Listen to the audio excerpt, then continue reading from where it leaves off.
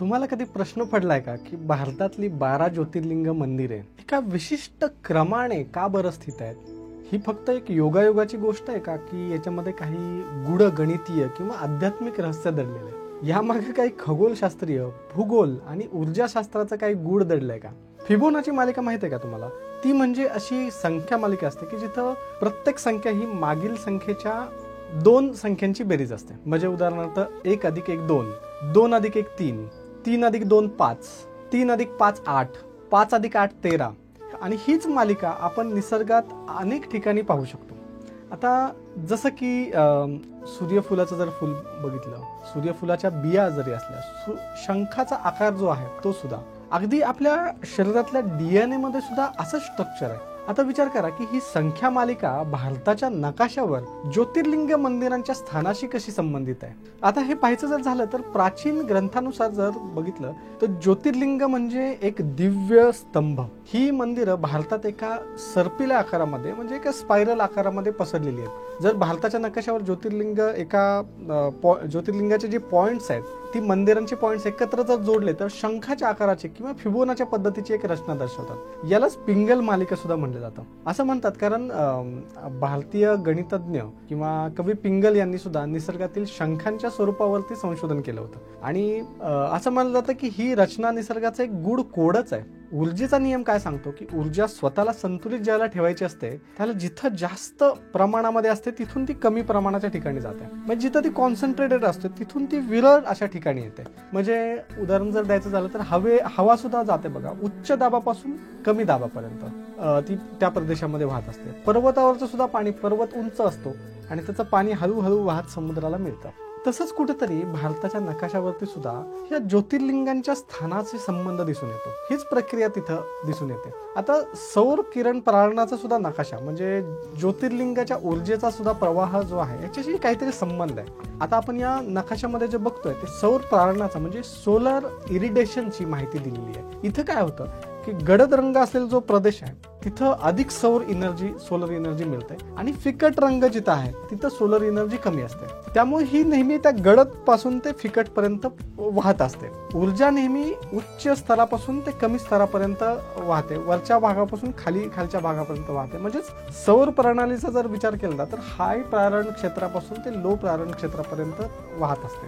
आपले ज्योतिर्लिंग सुद्धा अनादी कालापासून अस्तित्वात आहेत. त्यामुळे ऊर्जा प्रवाहाच्या काहीतरी सूक्ष्म चुका सुद्धा असू शकतात. पण माझ्या मते ज्योतिर्लिंग हे एका विशिष्ट एनर्जीने ते भरलेलं आहे आणि त्या भरलेल्या एनर्जीचे ते स्रोत आहे जे बुद्धी प्रकाशित करण्यास सुद्धा मदत करतात. हेच आपण भारताच्या नकाशावर ज्योतिर्लिंग मंदिराच्या स्थानामध्ये सुद्धा पाहू शकतो. आणि तुम्हाला माहित आहे का की कमळ म्हणजे लोटस आपल्या हिंदू धर्मातलं एक पवित्र फूल आहे. ते सुद्धा फिबोनाच्या पद्धतीनंच वाढत असतं. बुर्ज खलिफा ही जी इमारत आहे ती दुबईमध्ये ही जगातली सगळ्यात मोठी इमारत आहे. या इमारतीचं जे डिझाईन आहे ते सुद्धा फुलांच्या फिबोनाच्या रचनेवरती आधारित आहे. कारण त्याने इमारतीवर होणाऱ्या वाऱ्याचा जो प्रभाव आहे ना तो कमी करतो. शिव ही केवळ श्रद्धेची संकल्पना नाही तर तो सृष्टीच्या एका एनर्जीचा, ऊर्जेचा केंद्रबिंदू आहे. आणि या 12 ज्योतिर्लिंगाचं स्थान, त्यांची वैज्ञानिक मांडणी, त्यांच्या पवित्रतेमागचं रहस्य आज आपण उलगडणार आहोत. आता याच्या मागे बऱ्याच कहाण्या आहेत, याच्या मागे बऱ्याच गोष्टी आहेत. हिंदू धर्माच्या शास्त्रानुसार एकदा भगवान ब्रह्मा आणि भगवान विष्णू यांच्यामध्ये श्रेष्ठत्वावरून वाद झाला. कोण श्रेष्ठ या वादाला पूर्णविराम देण्यासाठी भगवान शंकरांनी एक तेजोमय स्तंभ त्यांच्या दोघांच्या मध्ये म्हणजे स्वतःलाच प्रकट केला. आणि हा स्तंभ एवढा भव्य, एवढा दिव्य, एवढा विशाल होता की त्याचा प्रारंभ आणि शेवट हा कुणालाच सापडत नव्हता. शंकरांनी दोघांना सुद्धा सांगितलं म्हणजे भगवान ब्रह्मांना आणि विष्णूंना सुद्धा सांगितलं की जो या माझ्या तेजोमय स्तंभाचा प्रारंभ आणि अंत शोधेल तोच श्रेष्ठ मानला जाईल. विष्णूने त्या स्तंभाच्या खाली जाण्याचा प्रयत्न केला आणि ब्रह्माने त्या स्तंभाच्या वर जाण्याचा प्रयत्न केला, पण त्यांना या स्तंभाचा शेवट किंवा सुरुवात कुठूनच सापडली नाही. इथं ब्रह्मांनी मात्र खोटं सांगितलं की मला त्याचा अंत सापडलेला आहे. म्हणजे मी वर जाऊन त्याचा अंत बघितला आणि तिथं ते एका फुलामध्ये आहे. पण शंकरांनी ते ओळखलं आणि शंकरांनी त्याला शाप दिला की ब्रह्मा तुमची पूजा या पृथ्वीवरती केली जाणार नाही. पण यातूनच ज्योतिर्लिंगाची संकल्पना ही जन्माला आली आहे. ही केवळ एक शिवाचे प्रतीक नाहीये तर सृष्टीने केलेल्या अनंताचे आणि तेजोमय शक्तीचे प्रतीक आहे. या 12 ज्योतिर्लिंगाचे स्थान भारताच्या वेगवेगळ्या भागामध्ये आहे. प्रत्येक ज्योतिर्लिंगाचे एक स्वतःचे वेगळे महत्व आहे आणि त्याचे ऐतिहासिक संदर्भ सुद्धा बरेच आहेत. आता याच्या मागे एक संस्कृतमध्ये श्लोक आहे, सौराष्ट्रे सोमनाथम श्रीशैले मल्लिकार्जुनम उज्जैनिया महाकाल ओंकार मलेश्वरम परल्या वैजनाथम च दाकिन्या भीमाशंकरम सेतु बंदे तु रामेशम नागेशम दारुकामने वाराणस्या तु विश्वेशम त्र्यंबकम गौतमी तटे हिमालये तु केदारम कृष्णेशम च विशालके. गुजरातमध्ये सोरटी सोमनाथ, सोरटी म्हणजे सौराष्ट्र, सौराष्ट्रातील प्रभास क्षेत्रामध्ये सोमनाथ या नावाने प्रसिद्ध आहे. याचे उपलिंगाचे जे नाव आहे ते अनंतकेश्वर असे आहे. ही मही नदी जिथे सिंधू सागराला मिळते त्या संगमावर आहे. चंद्राला सोम सुद्धा म्हणलं जातं. त्याने 27 नक्षत्रपुत्रींच्या बरोबर विवाह केला होता. आजही सोमनाथ मंदिराच्या जवळ समुद्राच्या लाटांमध्ये चंद्राच्या त्या ऊर्जेची झलक आपल्याला जाणवते. आंध्र प्रदेशामध्ये श्रीशैल पर्वतावरती मल्लिकार्जुन नावाचे ज्योतिर्लिंग आहे. हे कृष्णा नदीच्या काठावरती वसलेले आहे. याच्या उपलिंगाचे जे नाव आहे ते रुद्रेश्वर या नावाने ते प्रसिद्ध आहे. शिव आणि पार्वती ज्यावेळेला पृथ्वीवरील भ्रमंती संपून कैलासावरती जायला त्यांनी विचार केला होता तेव्हा ते श्रीशैल पर्वतावरती थांबले होते. पार्वती म्हणजे मल्लिका आणि अर्जुन म्हणजे शिव. या दोघांचे जे मिलन झालं त्यांचा पुत्र जो आहे तो कार्तिकेय इथं जन्मला. आणि हे असं एकमेव शिवलिंग आहे की जिथं शक्तिपीठ सुद्धा आहे आणि एक ज्योतिर्लिंग सुद्धा, दोन्ही तुम्हाला एकत्र पाहायला मिळतं. आता मध्य प्रदेशात जर बघितलं तर 2 शिवलिंग आहेत, एक महाकालेश्वर आणि ओंकारेश्वरला. माळव्यात क्षिप्रा नदीच्या काठावर म्हणजे उज्जैन इथे अवंती नगरात महाकाल नावाचे ज्योतिर्लिंग आहे. याचे उपलिंग दुग्धेश्वर किंवा धूतनाथ या नावाने प्रसिद्ध आहे. उज्जैनमध्ये शिवाने स्वतःला काळ स्वरूप धारण करून महाक्रूर राक्षस दूषण याचा अंत केला होता. हे एकमेव ज्योतिर्लिंग आहे की जे दक्षिणाभिमुख आहे, म्हणजेच मृत्यूच्या दिशेला तोंड करून असलेले हे एकमेव ज्योतिर्लिंग, एकमेव शिवलिंग आहे. ओंकारेश्वर खांडवा इंदोर अग्निरथाच्या मार्गावरती साधारण 12 किलोमीटर अंतरावरती ओंकारेश्वर हे ज्योतिर्लिंग नर्मदा नदीच्या काठावरती वसलेले आहे. त्याच्या उपलिंगाचं जे नाव आहे ते कर्दमेश्वर आहे. भगवान ब्रह्मा आणि विष्णू मध्ये जो ज्येष्ठत्वाचा वाद झालेला होता तो इथंच झाला होता. तेव्हा एक जो प्रखर तेजाचा स्तंभ प्रकट झाला होता तो इथंच झाला होता. तोच ओंकारेश्वर इथलं शिवलिंग जे आहे त्यामुळे ते ओमच्या आकाराचं प्रकटल्यासारखं दिसतं. आता महाराष्ट्रामध्ये 3 ज्योतिर्लिंग आहेत, भीमाशंकर, त्र्यंबकेश्वर आणि घृष्णेश्वर. भीमाशंकर ज्योतिर्लिंग हे महाराष्ट्रात पुणे येथे भीमासुराचा नाश करणारे शिव भीमाशंकर हा महाराष्ट्रातील सह्याद्री पर्वतावर आहे. इथल्या घनदाट जंगलामध्ये शिवाने भीमासुराचा नाश केला आणि इथे ते स्वतः प्रकट झाले. म्हणूनच इथलं शिवलिंग हे अत्यंत जागृत असं मानलं जातं. दुसरं आहे ते त्र्यंबकेश्वर ज्योतिर्लिंग, महाराष्ट्रातील नाशिक जिल्ह्यामध्ये गोदावरीच्या उगमाजवळ त्र्यंबकेश्वर ज्योतिर्लिंग आहे. गंगा आणि शिव यांचा अद्भुत संगम, इथेच गौतमी ऋषींनी गंगेला पृथ्वीवरती आणलं होतं.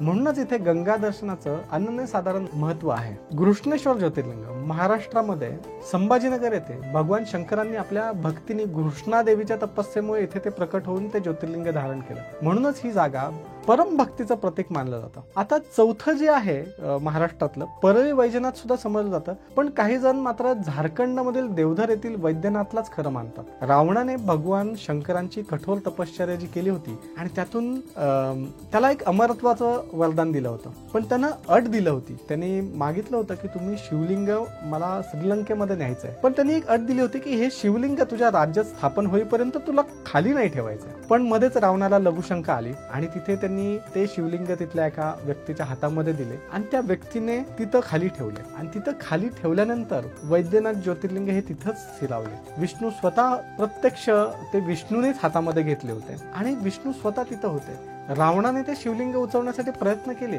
पण शेवटी कंटाळल्यानंतर तो दशानन रावण तिथून परत लंकेला निघून गेला. आता सेतुबंद रामेश्वर हे ज्योतिर्लिंग भारताच्या दक्षिण टोकाला आहे. हिंद महासागराच्या तटावरती हे बसलेलं आहे तामिळनाडूमध्ये. जेव्हा प्रभू श्रीरामाने सीतेच्या शोधासाठी लंकेकडे प्रयाण केलं होतं तेव्हाच त्यांनी शंकराच्या पिंडीची स्थापना करून तिथं पूजा केली होती. हा लिंग भगवान श्रीरामाने स्वतः स्थापन केला. म्हणूनच श्रीरामाला वंदन केल्याशिवाय रामेश्वराच्या दर्शनाला त्याला पूर्णत्व येत नाही असं सुद्धा म्हणलं जातं. आता उत्तर प्रदेशात सर्वांना माहित आहे वाराणसी, काशी विश्वनाथ. काशी विश्वनाथ ही महादेवांची स्वतःची अशी नगरी आहे. भगवान शंकर म्हणतात की प्रलय जरी आला तरी काशीचं अस्तित्व हे राहणारच आहे, कारण मोक्ष प्राप्तीचं हे अंतिम स्थळ आहे. जिथे महादेवांनी स्वतःला अविनाशी स्वरूपामध्ये प्रकट केलं होतं तेच हे ठिकाण. हे एकमेव ज्योतिर्लिंग आहे की जिथं मृत्यूला जिंकल्याचं सुद्धा वरदान मिळतं. उत्तराखंड मध्ये हिमालयात केदारनाथ, केदारेश्वर हे यमुना नदीच्या काठी वसलेलं आहे. याचं उपलिंग जे आहे ते भूतेश्वर या नावाने ते प्रसिद्ध आहे. पंचकेदारांमधील सर्वात पवित्र जे स्थान आहे ते महादेवांनी जिथं पांडवांना दर्शन दिलं होतं, म्हणजे महाभारताच्या युद्धानंतर पांडव प्रायश्चित्तासाठी इथं आले होते. शिव लपले पण त्यांनी बैलाचं रूप धारण केलं आणि शेवटी इथेच बैल शिवाच्या पृष्ठभागावरती प्रकट झाले. हेच ते ठिकाण आहे. त्यानंतर गुजरातमध्ये नागेश्वर, सर्परूप शिव, म्हणजे पुराणानुसार एकदा एका अत्याचारी राक्षस दारुक भक्तांना त्रास देत होता, तेव्हा शिवाने त्यांचा नाश केला आणि इथेच नागेश्वर स्वरूपामध्ये ते प्रकट झाले. म्हणूनच इथे नागपूजेचे विशेष महत्व आहे. परंतु सर्वात आश्चर्याची जर गोष्ट म्हणलं तर हे 12 ज्योतिर्लिंग जे आहेत त्या एका विशिष्ट या फिबोना म्हणजे स्पायरल असल्याचा दावा केला जातो. आणि तो खरा आहे. हा योगायोग आहे का की त्याच्या मागचं खरंच गूढ खगोलशास्त्र आहे? भारतीय ऋषी आणि वास्तुशास्त्रज्ञांनी हजारो वर्षापूर्वी एवढ्या अचूकपणे मंदिरांची रचना कशी बरं केली असेल? प्राचीन भारतामध्ये आपलं खगोलशास्त्र जे आहे ते प्रचंड विकसित होतं. म्हणजे शास्त्रज्ञ जर पाहिलं तर वराहमिहिर असेल, आर्यभट्ट असतील, भास्कराचार्य यांनी ग्रहांची अचूक गती शोधली. त्यांनी वेगवेगळी 27 नक्षत्र शोधली आणि पृथ्वीवरच्या ऊर्जा क्षेत्रांचा सुद्धा अभ्यास केला. याचाच वापर करून त्यांनी त्या ऊर्जा क्षेत्राच्या ठिकाणी मंदिरांची उभारणी करण्यात आली. जसं की तामिळनाडूमध्ये बृहदेश्वर नावाचं जे मंदिर आहे हे दक्षिण मेरू संकल्पनेवरती आधारित आहे. इथं तसेच अनेक शंकरांचे मंदिर सुद्धा उत्तर ध्रुव ताऱ्याच्या अर्थात कुंडलिनी चक्राच्या सरळ रेषेमध्ये असल्याचा दावा केला जातो. या मंदिरांच्या रचनेमुळे आता पृथ्वीवरील एक विशिष्ट जी एनर्जी असते त्या ऊर्जा क्षेत्राशी त्याचा संबंध जोडला जातो आणि हा ऊर्जा क्षेत्राचा जो संबंध आहे म्हणजे ले लाईन्स या सिद्धांताशी तो संबंधित मानला जातो. म्हणजे जो सेंट्रीफ्युगल फोर्स पृथ्वी ज्याला फिरते त्यावेळेला होतो, त्याचबरोबर ग्रह ज्याला फिरतात त्याला जो सेंट्रीफ्युगल फोर्स तयार होतो ती ग्रहस्थिती ज्यावेळेला होते त्यावेळेला त्याचा प्रभाव त्या ठिकाणी जास्त पाडला जातो. आता हे सिद्धांत असे सांगतात की प्राचीन सभ्यतांनी सुद्धा ही पवित्र स्थळे जी आहेत अशा ठिकाणीच बांधली की जिथे पृथ्वीचे चुंबकीय क्षेत्र किंवा आध्यात्मिक क्षेत्र किंवा तिथं एक सेंट्रीफ्युगल फोर्स किंवा एक ऊर्जेचा प्रभाव जास्त असतो. म्हणूनच जर पाहिलं ना तर काशी, केदारनाथ, रामेश्वर यांच्यासारखे तीर्थक्षेत्र आहेत ती फक्त धार्मिकच नाहीये तर ती ऊर्जेची केंद्र सुद्धा मानली जातात. याच्यावरती बरेच जणांनी अभ्यास सुद्धा केलेला आहे. काही भूगोलशास्त्र आणि खगोलशास्त्रज्ञांनी आधुनिक GIS म्हणजे जिओग्राफिकल इन्फॉर्मेशन सिस्टीमचा अभ्यास केला आणि त्या तंत्रज्ञानाच्या सहाय्याने या 12 ज्योतिर्लिंगांचे पृथ्वीवरील स्थान अभ्यासले. आणि काही जे अभ्यासक आहेत त्यांच्या अभ्यासानुसार त्याच्यामध्ये एक विशिष्ट भूशास्त्रीय आणि खगोलीय नमुना आढळतो. आणि हे केवळ मंदिरांच्या स्थापनेतच नव्हे तर तिथे असलेल्या एका आध्यात्मिक ऊर्जेच्या प्रवाहातही दिसून येतं. तिथे असलेल्या एका त्या ऊर्जेमध्ये सुद्धा दिसून येतं. म्हणून या स्थळांना आपण ऊर्जा क्षेत्र म्हणू शकतो. आणि इथं ज्यावेळेला साधना आपण करतो तिथे त्यावेळेला आपल्याला मानसिक स्थैर्य मिळतं हे मात्र नक्कीच. जसं की आता पहा की उज्जैनला एक वेधशाळा काढली होती. इथे हजारो वर्षापासून भारतीयांनी खगोलशास्त्रीय अभ्यास केला. सूर्याची गती, ध्रुव ताऱ्यांचा आधारे वेळ मोजण्याची पद्धत विकसित केली. त्याच प्रकारे भारतीय ज्योतिर्लिंग सुद्धा एक विशिष्ट ग्रहगती आणि ऊर्जा क्षेत्रांच्या गणनेवरती आधारित असू शकतात. तर शिव ही एक धार्मिक संकल्पना नाहीये तर तो त्र्यंबक, तो महाकाल, तो नागेश्वर, तो विश्वनाथ, तो केदार अशा अनेक स्वरूपात प्रकटलेला तो एक ऊर्जेचा स्रोत आहे. आणि या 12 ज्योतिर्लिंगाची ही वैज्ञानिक आणि आध्यात्मिक रहस्य अजून सुद्धा पूर्णपणे उलगडलेले नाहीत. अजून सुद्धा त्याच्यावरती बरेचसे शास्त्रज्ञ अभ्यास करत आहेत. परंतु आपले ऋषीमुनी आणि वास्तुशास्त्रज्ञ यांनी हजारो वर्षापूर्वी मात्र हे गूढ मात्र निश्चित केलेलं होतं. आता तुम्ही यापैकी कोणत्या ज्योतिर्लिंगास भेट दिली आहे? तुम्हाला काय वाटतं बरं? ही एक अद्भुत वैज्ञानिक योजना आहे का एक दैवी चमत्कार आहे का एनर्जीचा सायन्स आहे? तुमच्या मताबद्दल आम्हाला कमेंटमध्ये तुम्ही नक्की कळवा आणि हा व्हिडिओ शेअर करायला विसरू नका, जेणेकरून आपली प्राचीन संस्कृती, प्रगल्भ संस्कृती आणि तिचं वैज्ञानिक महत्त्व लोकांच्या पर्यंत पोहोचत राहील. धन्यवाद.